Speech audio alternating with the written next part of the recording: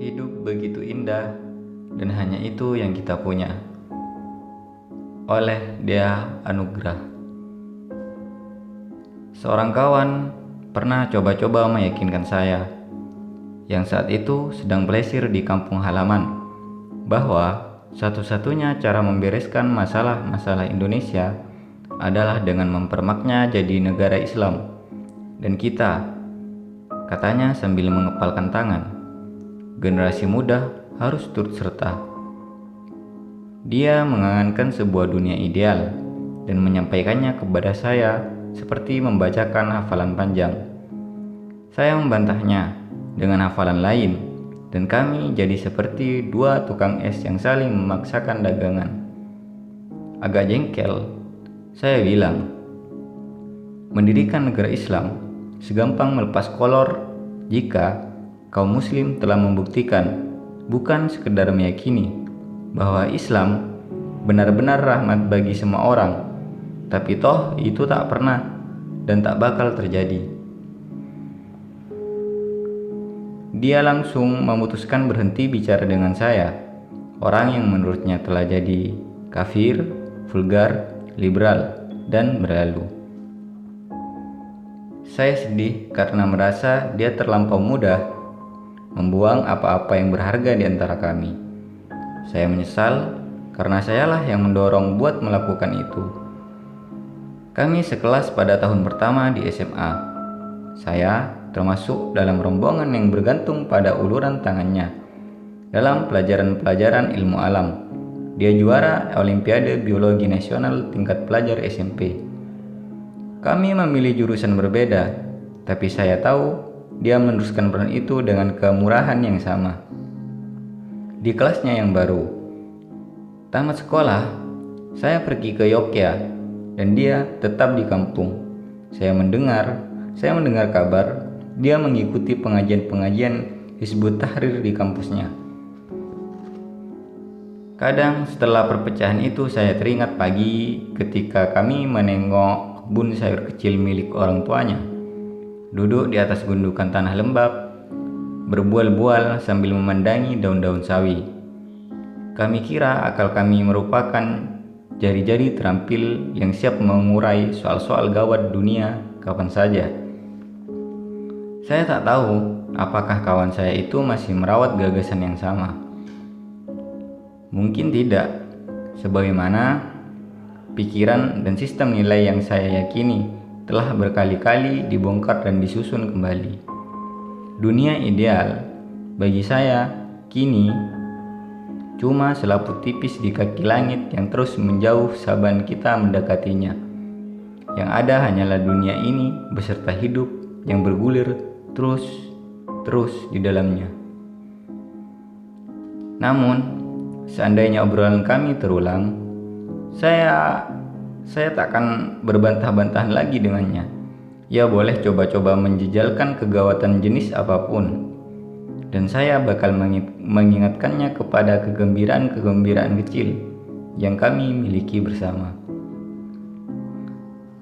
Saya akan membicarakan penampilannya dalam liga sepak bola antar kelas bertahun-tahun lalu, di mana dia bermain seperti Ronaldinho dan berpakaian seperti kue jongkong, atau membicarakan kawan kami Komarudin yang kelewat memuliakan tamu sampai-sampai ada ungkapan kekal dalam lingkar pergaulan kami. Memangnya ini rumah Komar, buat memperingatkan manusia-manusia yang melampaui batas dalam bicara kotor atau mengasah isi kulkas kala bertamu. Saya tak benci, apalagi memusuhi narasi-narasi besar. Di kantor tempat saya menghabiskan sebagian besar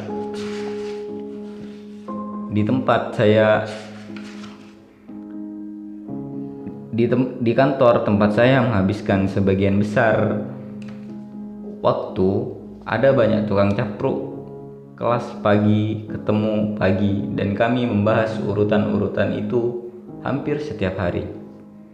Yang saya hendak elakkan cuma parasit yang kerap menempel di punggung topik-topik besar itu, ialah pembicaraan tentang dunia ideal. Dunia ideal bisa berwujud apa saja, surga, neraka, teokratis, masyarakat tanpa kelas, komune mu'alaf Richard Danquist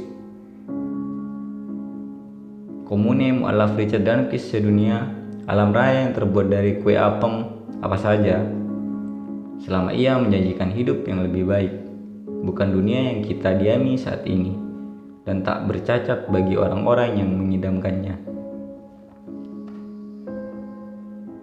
Menjelang saya naik kelas 2 SMA, ayah di penjara, ibu dan adik saya pindah ke rumah nenek di kota lain, sementara saya tinggal dan dititipkan di rumah kawan lama ayah.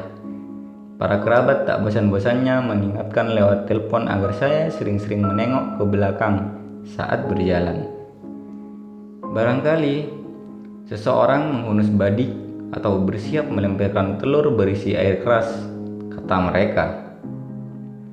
Saya tak boleh pergi selain buat berangkat dan pulang sekolah, yang jaraknya kurang dari setengah kilometer dari rumah tumpangan. Tiap sore saya hanya terlentang di kasur sambil menonton awan-awan bergeser di balik jendela. Merasa ancaman ada di mana-mana, saya mudah marah dan sukar tertawa. Saya meninju jidat kawan sekelas yang menjadikan saya bahan olok-olokan. Padahal dia orang yang ceria dan lumayan lucu, dan bapaknya tukang bakso. Dalam situasi lain, saya yakin kami bakal terpingkal bersama. Bertahun-tahun kemudian, saya baru sadar bahwa saat itu pun sebenarnya hidup tak melulu buram. Keluarga yang menampung saya, bapak dan ibu Robani beserta anak-anak mereka, mengasihi saya seperti darah daging mereka sendiri. Kawan-kawan dekat, termasuk orang yang saya ceritakan di awal, mencurahkan perhatian tulus dengan cara mereka masing-masing. Pacar? Baiklah, tak ada pacar. Tapi beberapa teman perempuan bilang saya adalah murid laki-laki paling tampan di kelas kami. Dilihat dari sisi manapun, itu pujian yang mewah buat seorang remaja murung yang kegemukan. Saya terlambat menyadari keselamatan dalam hari-hari penuh ancaman itu, karena pikiran saya terancang buat menganggap situasi yang semestinya adalah situasi ketika segalanya baik-baik saja. Itulah pikiran optimistis yang selalu tak siap kecewa. Optimisme lahir dari keputusasaan. Para optimis menghendaki dunia di mana segalanya baik, dunia yang ideal, yang naif, yang tak ada, sebab mereka kuasa mengalihkan fokus dari malah. Pada akhirnya, angan-angan yang sia-sia itu mencekik mereka. Dunia ini yang tak suci dari kejahatan dan bencana, kasak kusuk dan pengkhianatan. Memang bukan le meilleur des mondes possibles, atau dunia terbaik dari semua dunia yang mungkin ada. Namun dunia juga bukan kakus mampat. Setiap saat puas dan kecewa menantikan kita, mendampingan. Namun dunia juga bukan kakus mampat. Setiap saat puas dan kecewa menantikan kita berdampingan.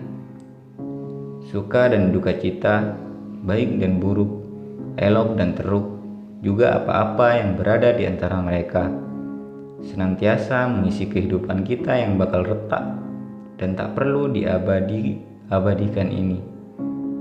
Tidak ada bukti faktual bahwa dunia bertujuan dan kita tinggal di dalamnya, tanpa pernah menekan kontrak tanda setuju. Namun kita bisa menikmati sebagaimana adanya. Kita dapat bersandar pada banyak alasan dan berkata, tanpa berteriak, bahwa hidup ini layak dijalani. Musik, sepak bola, persahabatan, humor, belas kasih, cinta, dan dari pemahaman yang demikian, harapan bisa terus lahir. Hari-hari ini kita takut dan sedih dan marah lantaran serangan-serangan keji para teroris. Jelas mereka bersalah. Jelas mereka bersalah pada kemanusiaan dan patut dihukum seberat-beratnya. Jelas pula bahwa perbuatan serupa jangan sampai terulang, sehingga negara tak boleh asal gebah dan gebuk dan malah memberikan alasan bagi ISIS buat menerjang kita.